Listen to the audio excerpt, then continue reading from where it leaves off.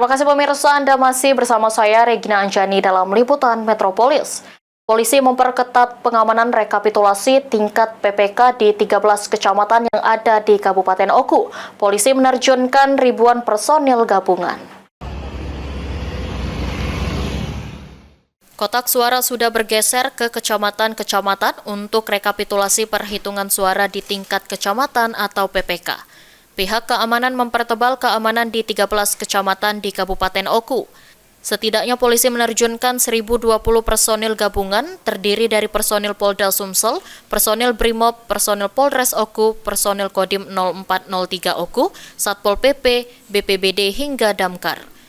Namun ada penjagaan khusus untuk Kecamatan Batu Raja Timur.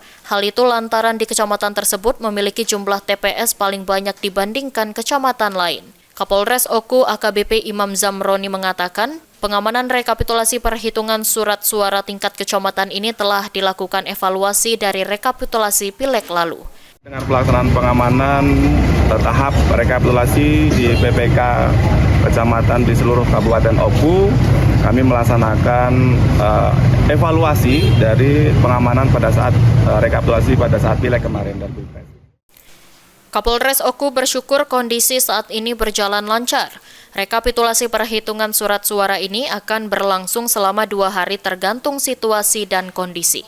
Ari Pranika, PAL TV.